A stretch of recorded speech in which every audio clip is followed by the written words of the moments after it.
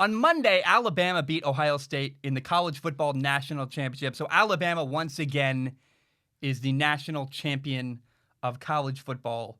And it was a close game for a while. And by a while, I mean a couple of drives. For a brief period of time, Ohio State kept up with Alabama.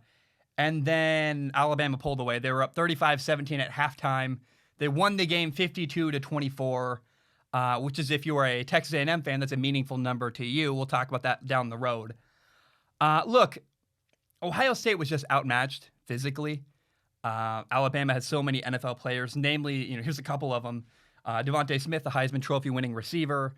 Jalen Waddle, another receiver who's an NFL prospect, probably going to be a first-round pick. Then Najee Harris, who is, because he's a running back, he may not be a first-round pick, but he's definitely an NFL running back. And whoever gets him is going to get a really great running back who's going to run really hard, who can block in the passing game, who can catch passes out of the backfield. Like NFL players all over the field for Alabama. And unfortunately, Ohio State just couldn't keep up. Now, it didn't help that, Trey Sermon, their running back, got hurt after one carry. It just wasn't, I don't know. You can be upset that it was a blowout, but I personally cannot think of a single program in college football that could have beat Alabama.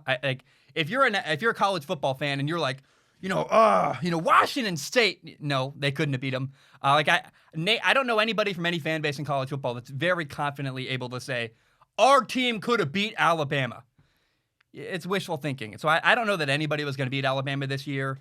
And I mean, they just dominated and they deserve to win. Now, it was interesting that Jalen Waddle decided to play. He was hurt. He broke his ankle on October 24th. He's a receiver for Alabama. He is a top-level NFL prospect, probably going to be a first-round pick. And clearly, watching the game, the dude was not at 100%, but he wanted to win and wanted to win a national championship and wanted to play. And I respect that. You see a lot of NFL players and future NFL players opting out of bowl games and this and that. And I think opting out of a bowl game is one thing. It's a meaningless game that has really not much implication. Now, if you can play in a national championship and you don't, to each their own. I think some people, if Jalen Waddle could have decided not to play, and I would have thought no less of him because he's got an NFL future to worry about. He wants to make millions of dollars. And, if he gets hurt in the national championship game, even worse, and it ruins his NFL future, and he doesn't get millions of dollars in the future for his life and his livelihood and his family, man, I would have felt horrible. So if he didn't play, I would have literally felt nothing negative towards him. But I try to put myself in his shoes. Imagine if you were a college football player, your team is playing for the national championship, and you felt like you could play, and you didn't. You watched your teammates play in the national championship without you from the sideline or from a press box or wherever they would have put him or at home. I mean, I really admire Jalen Waddle for playing. I don't know that it was right for him. It was a risk for sure. He could have got hurt. But as a former football player, I played in college as well. I respect that a lot. A guy to, really want to be involved and say, when he looks back on his life, when he's 50 years old, no matter what happens in his NFL career, he'll always be able to say, I won a national championship.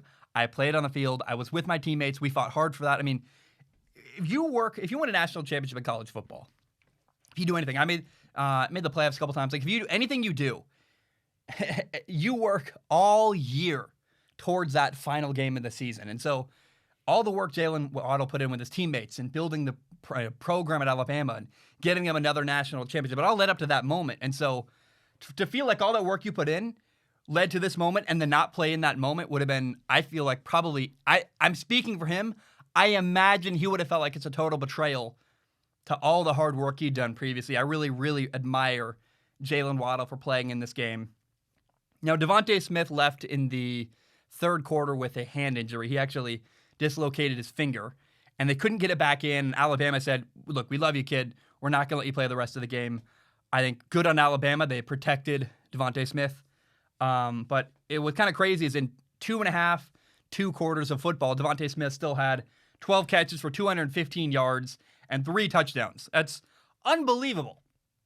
And he really proved why he was deserving of the Heisman Trophy. It's one of the least controversial Heisman Trophy winning players I've ever seen. Just everyone's like, yeah, he deserves it. And he better be, in my opinion, he'd better be the number one receiver drafted in the upcoming 2021 NFL draft. If he's not, I'd be surprised. I mean, we watched Justin Jefferson fall and fall and fall and fall to the Vikings last year in the 2020 NFL draft. And he clearly was the best guy. I don't know if he was clearly that before the draft happened, but now looking back, he was the best guy. And we saw him make catch after catch after catch against the SEC and shred everybody. And it would feel like a massive mistake if somebody didn't make a move and get DeVonta Smith as the first receiver drafted in the upcoming 2021 NFL draft. And my favorite thing about DeVonta Smith, by the way, DeVonta Smith is a guy who you watch his demeanor, you watch how he talks to people. I know some people at the Alabama program, and they all say, and what's pretty clear, you don't even need to have inside information to know, DeVonta Smith doesn't want attention. DeVonta Smith wants to score touchdowns and play football and work and work and work. And I love that about him. He's not a guy that wants eyes on him, doesn't want to talk to interviewers, doesn't want attention at all. Just wants to play football. And oh man, it's kind of refreshing actually. There are so few, especially the position of receiver. Everybody I feel like wants attention on them. So, I mean, we saw Terrell Owens, Chad Ochocinco. He's like the opposite of Terrell Owens. He's the opposite of Chad Ochocinco. He's very talented like they were, but personality-wise, he's like, I don't want to build my brand. I don't want attention. I'm going to let all my talk happen on the field. And that actually reminds me a lot of John Bellion. John Bellion is my favorite musician. And John Bellion doesn't like promoting himself. He doesn't like doing interviews. He just wants to let his music speak for himself. It's like, hey, my music is great, and I'm going to let my music do the talking for me. DeVonta Smith is the same way. I'm going to let my touchdowns and my play on the field build my brand and talk for me. And if you play good football, that's the best way to build your brand you possibly could. And DeVonta Smith's brand, man, it's in a good spot right now. And man, I love watching DeVonta Smith. Now, Ohio State, oh boy. I mean, again, I repeat, I just really believe they were outmatched. I don't know. There's a lot they could have done in this game to win. I thought Justin Fields, Ohio State's quarterback, played a pretty clean game. He did a good job with what he could. Maybe I would have liked to see Justin Fields scramble a time or two more. There was a play in the red zone where it was like on the goal line where I thought his internal clock told him, I got to throw the ball. I've been holding onto the ball too long in the pocket. But I would have liked his answer to, you're sitting in the pocket for 1,000, 2, 1,000, 3, 4, 5. When you hold onto the ball too long, maybe extend the play rather than he tried to force the ball into coverage and it was incomplete. Got lucky it wasn't intercepted on the goal line. But that feels like a nitpick. My only problem with Justin Fields is he maybe could have extended the play more. I thought he did the best he could. He had some good throws. I feel really good about him physically. And Alabama was just simply a much, much better team on Monday night. Now, this is Nick Saban, Alabama's head coach. This is his 7th national championship. He won 1 at LSU. I believe I'm getting it right that it's 6 at Alabama. Maybe, again, it's 1 at LSU, 6 at Alabama. It's unbelievable. It's pretty crazy what he's done. And I got to say, I really so I know it's 7 for sure. If you want to look it up, I believe it's 6 at Alabama. I know he won 1 at LSU for sure. I don't think it was 2. And I love Nick Saban. I think it's a gold standard. I know that some people hate Dabo Swinney, and I get it because he's a loudmouth, and he sometimes Dabo Swinney puts his foot in his mouth. I'm talking about the Clemson head coach. Nick Saban, if you hate him, the only reason you could possibly hate him is because he wins. And that's a stupid reason to hate somebody. I'm tired of this guy succeeding. Okay, well, I respect people who are successful.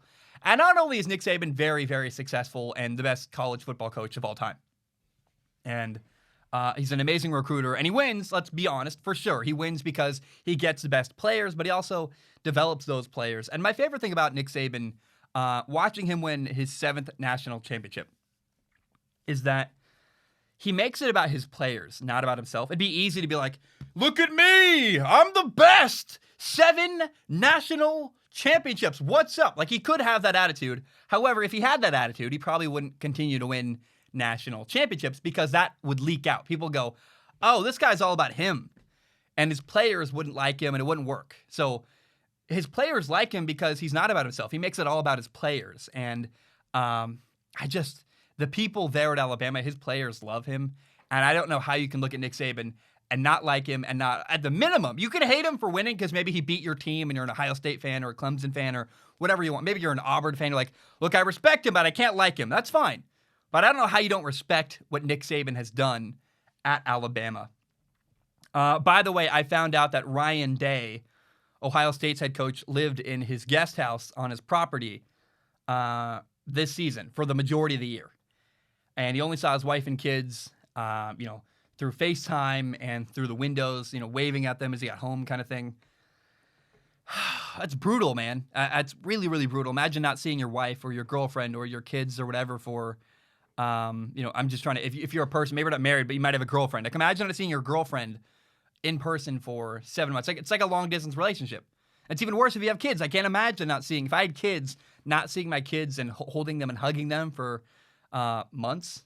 So that's a brutal thing to hear about Ryan Day. It kind of makes me feel bad that he lost. Like, he dedicated all this time and all this, it's just so much dedication, and then to fail at the end of the year, like that really stinks. And COVID has been just a testament to how crazy COVID has been. Now, it is worth noting that college football coaches, and really any kind of football coach, you rarely see your family a lot during the season anyway. It's more in the off season. You have family time and you go on vacation and you see them, and you know that because you're getting all this time in the off season, you're not going to get this time during the season. But even a college coach is worse than an NFL coach because when in the off season you're recruiting. So Ryan Day, I don't know that it's awful. It's just a brutal thing. I don't know that it's like, wow, amazing, because not seeing your family is pretty sad.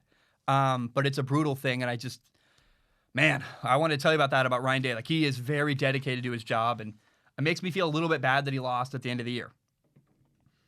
Now, before we talk about Alabama quarterback Mac Jones, we have to talk about Texas A&M football.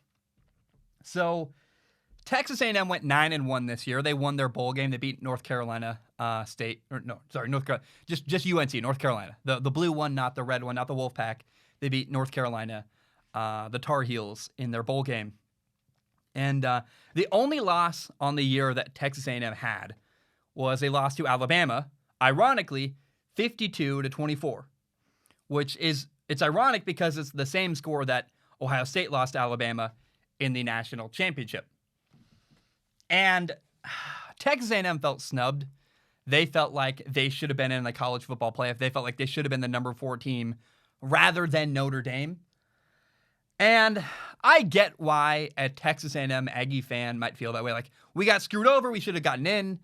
But me personally, whether it was Texas A&M or Alabama or Notre Dame, whoever was that number 4 team, Notre Dame, A&M, that team was probably not going to win against Alabama. I can't think of a single team in college football that probably would have beat Alabama. And now Notre Dame beat Clemson, and Notre Dame had not previously lost to Alabama. Texas A&M had already played Alabama. They got their shot. They lost. I understand why the committee chose Notre Dame over Texas A&M. Plus, you also, 2 SEC teams seems like a lot of favoritism. 2 ACC, arguably, but Notre Dame's a huge brand. It's not perfect. I understand both perspectives and both arguments. My belief, though, is that by winning their bowl game, Texas A&M had a happier ending to their season than they would have had losing to an Alabama in the college football playoff. Now, maybe they would have made it a game. It would have been interesting. You can debate that. I think it might actually be better for recruiting to tell your people, like, we got screwed over, and we're trying to build our program to get in next year. You can definitely put a spin on it to make it positive for Texas A&M. And so I know that A&M won a bowl game. They've got momentum for next year, but it's got to sting a little bit. People kept saying, like, we can't have A&M in the college football playoff because we don't want a blowout against Alabama. Well, Alabama blew out Notre Dame and Ohio State.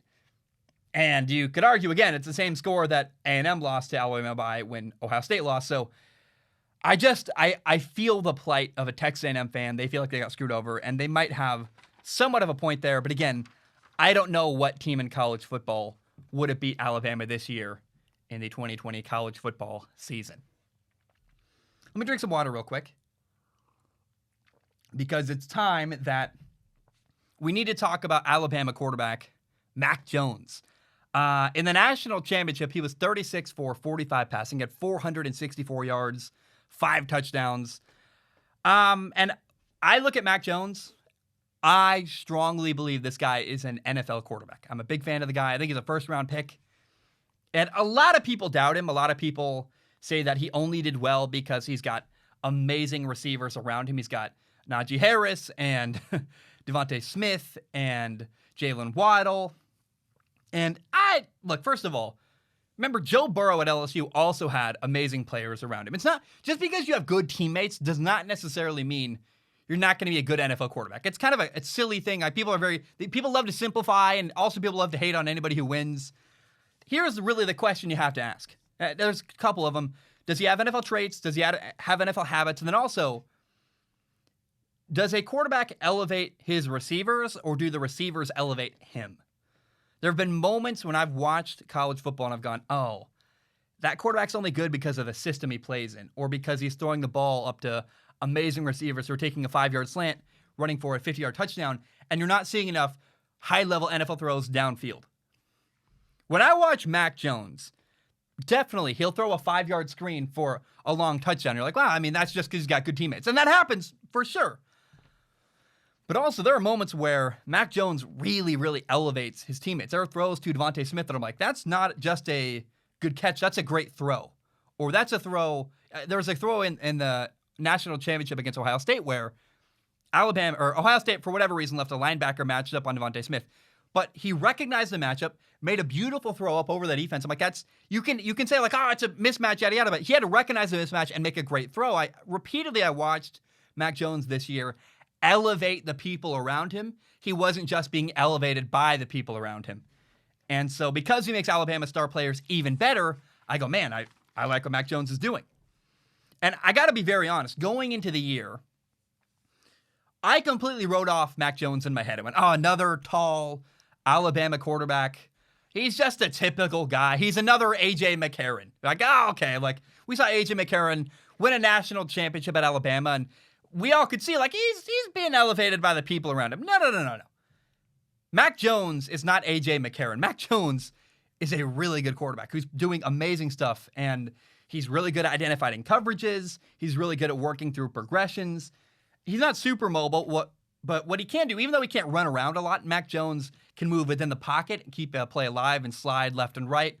I thought a couple years, 2 years, 3, however long ago, whenever Jake Fromm played for Georgia, I watched Jake Fromm at Georgia not really move very well in the pocket. He was a statue behind his offensive line. He just didn't have to do a lot. He was never challenged to have to move in the pocket.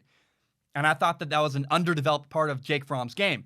That's not the case with Mac Jones. Mac Jones has developed that part of his game. He moves well, slides well in the pocket, keeps plays alive when he needs to.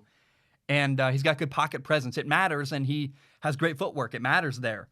Now, I encourage you to go watch Alabama's 3rd and goal from the 5-yard line against Ohio State. They did not score a touchdown, but they threw the ball down to like the 6-inch-yard line. And you can see Mac Jones catches the snap, works all the way across the field, back to the left, like his 4th or 5th read in his progression. And he threw the ball to the pylon. Was unfortunately not a touchdown, but it was a great completion and a good job identifying where to working all the way through his progression, finding the open man. I'm like, that's a guy who very quickly can identify coverage and get through a progression. He's good on the goal line. He's good on 3rd down. And he can beat a blitz by throwing. If you blitz Mac Jones, he's not going to try to run or do something stupid. He's going to say, okay, no problem. I'll find my best matchup and beat the blitz with a throw. That's exactly how you handle a blitz.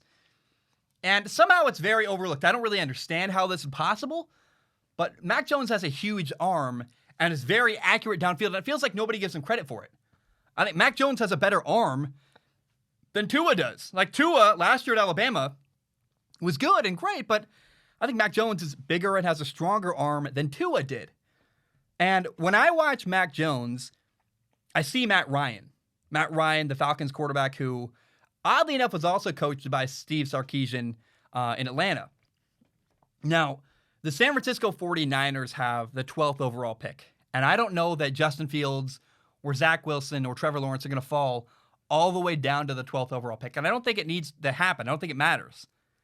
Because I really believe that Mac Jones, paired up with Kyle Shanahan, the coach in San Francisco, would be a very, very special match together. They would do some special stuff together.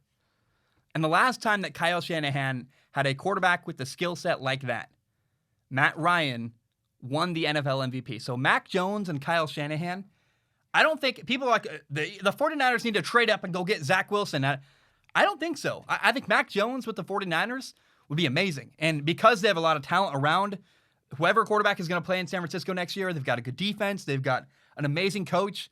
I think Mac Jones fits in perfectly there and would be a home run in San Francisco. Because Mac Jones is great at pushing the ball vertically downfield, which I believe is Jimmy Garoppolo's weakness as a quarterback. And physically, Mac Jones is an upgrade over the 49ers' current quarterback, Jimmy Garoppolo. Now also, Mac Jones is very patient. He processes defenses at a high level. And I want to just be very clear. I believe in Mac Jones. Mac Jones is a guy who I believe, with the right team, the right coaching staff, would be very, very successful in the NFL. And if you pair him up with Kyle Shanahan, oh, that's a scary, scary thought. Now, here's the question. Will Mac Jones go to the NFL? I think he will, but he could stay in school. And if he stays at Alabama in college, I think it's unlikely Mac Jones has an even better year next year because you're losing 3 key NFL players, losing your running back, Najee Harris, losing your receiver, Jalen Waddle, and of course, you're losing your amazing receiver, Heisman Trophy winning receiver, DeVonta Smith. So I don't know how you lose those 3 high-level NFL players and get better next year, and not just get better, but do better next year statistically and make better throws. I think the draft stock for Mac Jones is as high as it's ever going to be. I think he should capitalize on it, but also I think he's ready. And the only reason why Mac Jones should stay in college rather than go to the NFL is if he believes he needs more experience to prepare for the NFL. If, the question really is, does Mac Jones feel ready to step up to the next level of football and play football against much more complicated defenses with and against grown men, guys in their 20s, late 20s, early 30s, late 30s? Does he feel prepared to play at a higher level? If he does, he should go to the NFL. If he's not sure and he's like, I don't know, I'm ready, stay in college, take the challenge on, and get prepared for the next level. But I believe he is ready, and I would love to see Mac Jones paired up with Kyle Shanahan on the San Francisco 49ers. And if that doesn't work out, hey, another team he could go to, and I think still be very successful, is I think he could go to the Washington football team and have a good career. I like Mac Jones. He's a first-round pick, and a lot of people doubt him. Go ahead and doubt him. The guy has NFL habits. He beats, blitzes. He's got a great ability to process defenses, and he's a really good physical specimen at quarterback. He can throw the ball very well downfield, and it matters. He's got a huge arm. He's very accurate, got a lot of arm strength. And when you look at a guy like, let's say, Gardner Minshew, Jimmy Garoppolo, Mitchell Trubisky, even Drew Brees, like physically, he's an upgrade over all those guys with his ability to throw the ball downfield. And so I love Mac Jones. I'm a big fan. I think he's an NFL quarterback. I want to put that out now. So answer that question. I love Mac Jones. I believe he's a great, successful future NFL quarterback.